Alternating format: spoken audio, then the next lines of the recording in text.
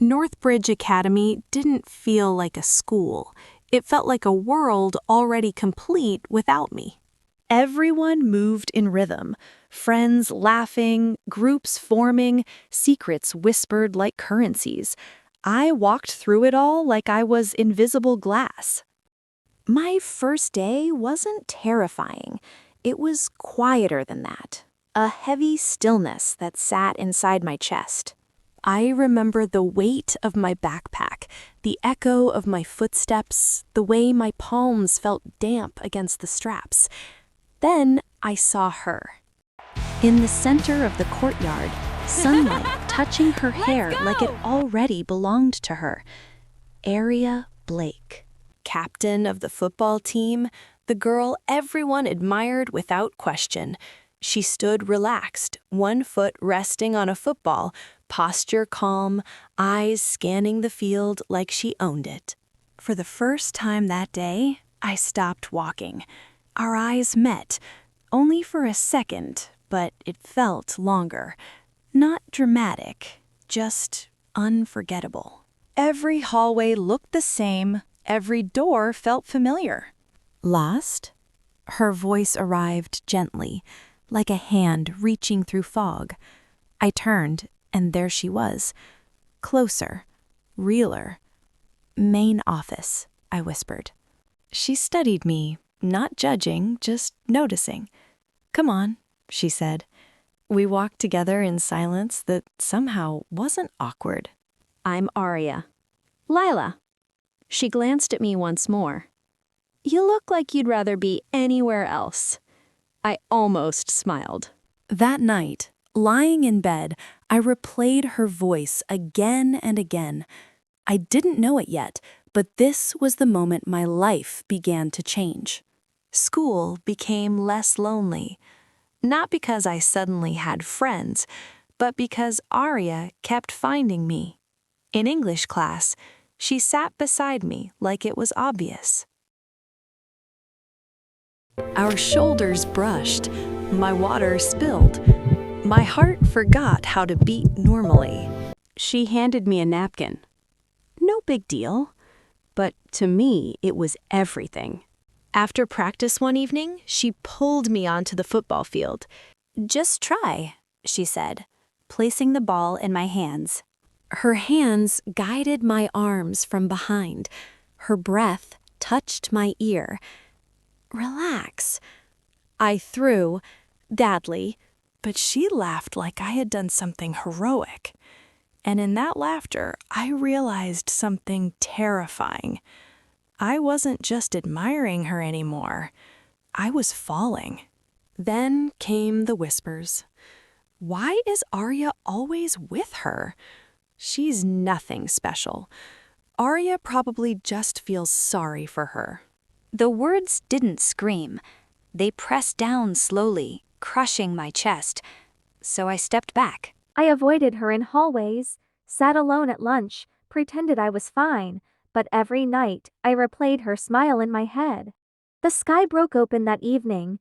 I hid beneath the bleachers, trying to disappear again, then footsteps approached. Aria, for once, she didn't look untouchable. Her shoulders drooped slightly, her expression softened. I hate being perfect, she admitted. Her voice cracked just enough for me to notice. Everyone sees a captain, a star, a leader. No one sees how lonely that is. She turned toward me. But with you, I don't have to pretend. My breath shook. She stepped closer, close enough that rain felt irrelevant. I like you, Leela. Tears fell before I could stop them. I like you too. Her hand found mine, steady, warm, real. Under that storm, two girls stopped pretending and chose each other. The next day felt different. People stared. Whispers grew louder. But Aria walked beside me anyway. No hesitation, no shame. In the library that evening, we sat hidden between tall shelves. Her head rested on my shoulder. I read softly while rain tapped the windows. Love wasn't fireworks. It was quiet breathing, shared silence, safe closeness. That night, I realized something beautiful. Arya hadn't saved me. She had simply shown me I was worth staying for. And I had shown her that she didn't have to be perfect to be loved. Game day arrived. Crowds roared, banners waved, lights blazed. Before the match, Arya found me in the stands and smiled at me, not the crowd. They won, and when the final whistle blew, she ran straight to me first, not her teammates. Arms around my waist, laughter in my ear. Unapologetic, unhidden, unafraid. We sat on the bleachers after everything settled. The sky melted into pink, orange, and gold. Arya leaned her head on my shoulder, my fingers laced with hers. I thought about the girl I was on day one, silent, invisible, afraid. And the girl I was now, seen, chosen, and loved. Arya didn't make my world perfect. She made it real. She looked at me and whispered, "I'm glad I met you." I squeezed her hand. So am I. And in that simple truth, our story felt complete, not because it ended, but because it began anew. The cheers were gone. The lights were off. The field was quiet, but my heart was still racing. Winning should have felt like the happiest moment of our lives, yet something heavy lingered between us. Arya stood beside me, still glowing from victory, still adored by everyone, and I wondered, quietly, if loving her meant always standing in someone else's shadow. That night, we walked home together. Her hand in mine felt warm, but distant. She was already thinking about scouts, scholarships, her future beyond Northbridge, a future that suddenly didn't feel certain about including me. She stopped under a street lamp and said softly, "I might leave next year." My breath froze. For the first time, love didn't feel safe. It felt fragile. Days passed, but something had shifted. Arya was still kind, still loving, still present, but her mind was always elsewhere. Extra practices, meetings with coaches, college calls. Meanwhile, I buried myself deeper into books, poetry, and late-night writing, trying to understand what I felt. In the cafeteria one afternoon, I overheard girls whisper, "Do you really think Arya will stay with Leela once she gets a scholarship?" The words sliced through me quietly. That evening, I didn't wait for Arya after practice. She found me later in the library, eyes searching. "Why didn't you come?" she asked gently. I couldn't answer. Because the truth was too painful. I was scared of loving someone who might leave. It finally happened. Not with shouting, not with anger, with exhaustion. We sat on the empty bleachers at sunset. Arya spoke first. "Do you still want me, Leela?" The question broke something inside me. "Do you still want me?" I whispered back. Silence stretched between us like a broken bridge. Then tears fell from both of us. Arya admitted her fear. "I don't want to lose you, but I don't know how to keep both my dreams and us." And in that moment, I realized something powerful. Love wasn't about holding tightly. It was about trusting bravely. I took her hand. "We don't have to have everything figured out today." She leaned into me, trembling. For the first time, we weren't perfect. We were real. Something changed after that night. Arya didn't stop dreaming, but she started sharing her dreams with me instead of hiding them. I didn't pull away. I stepped closer. We created small rituals, late-night study dates, sunset talks on the roof, sharing headphones while walking home. writing letters to each other even when we were together. Then came the scholarship interview day. Before she left, Arya held my face gently. Whatever happens, I want you. Not as an obligation, not as a promise to stay, but as a choice. I watched her walk away, not afraid this time, but hopeful. And when she returned that evening, she found me first. Her smile said everything. We sat together on the same bleachers where everything began. Arya rested her head on my shoulder.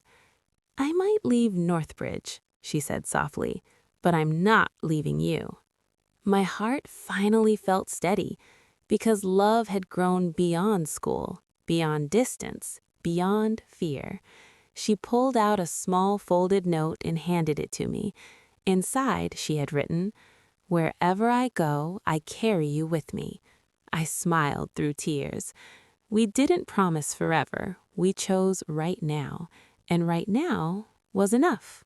The day Ariel left, the sky was too blue. It felt wrong, like the world didn't understand that my heart was breaking quietly. We stood on the platform, suitcases between us, laughter around us that wasn't ours. Arya hugs me longer than she needed to. "I'll call you every night," she promised. I nodded, pretending that promise was enough. The train doors closed. Her face faded behind glass, and suddenly, Northbridge felt emptier than ever. College without her was silent. My room was too big. The nights were too long. Her voice lived only inside my phone now. Love hadn't disappeared. It had simply moved far away. At first, we talked every day. Late calls, soft laughter. "I miss you," whispered like a prayer. But time is cruel. Arya got busy. Practices, teammates, parties, new friends. I got quieter, buried in writing, poetry, and loneliness. Some nights she fell asleep before calling. Some nights I stared at my phone until dawn. Then came the photo. Her smiling too closely with another girl at a college party. Not cheating, not betrayal, just enough to make my chest ache. When we finally spoke, our voices trembled. "Do you trust me?" Arya asked. I wanted to say yes immediately, but the words stuck in my throat. Silence hurt more than any argument. We argued for the first time. Not loudly, painfully. "You're changing," I said. "So are you," she replied. Tears fell through the phone. "I feel like I'm loving a ghost," I whispered. Arya went quiet, and that silence scared me more than anger ever could. Finally, she said, "I don't want to lose you, but I don't know how to hold you from this far." For a moment, it felt like we were slipping apart. Two girls who once held hands under rain, now struggling across miles. That night, we hung up without saying, "I love you," and the absence of those words felt like a wound. Weeks passed. We didn't break up, but we didn't cling either. I focused on myself for the first time. Writing, friendships, confidence, growth. Arya did the same. Training harder, opening up, learning to be vulnerable. Then one evening, she called. Not rushed, not tired, just present. We didn't fight. We didn't beg. We talked honestly about fear, about jealousy, about how love had changed us. "I don't need you to stay the same," she said softly. "I just need you to stay with me." And in that moment, something shifted. Distance didn't shrink, but our hearts grew steadier. I waited on the platform again, but this time with calm in my chest. The train arrived, and there she was, Arya. Not perfect, not untouchable, just my girl. We didn't run dramatically. We walked toward each other slowly, like people who had survived something together. Her arms wrapped around me, solid, real, warm. "I'm sorry for the nights I didn't call," she whispered. "And I'm sorry for the times I doubted us," I replied. We sat side by side, hands intertwined, watching the sun dip below the city. Love wasn't easy anymore, but it was deeper, stronger, chosen, not desperate. Arya squeezed my hand and said quietly, "Wherever life takes us, I want to walk it with you." I smiled through tears, because for the first time, I knew. Distance hadn't broken us. It had taught us how to truly love.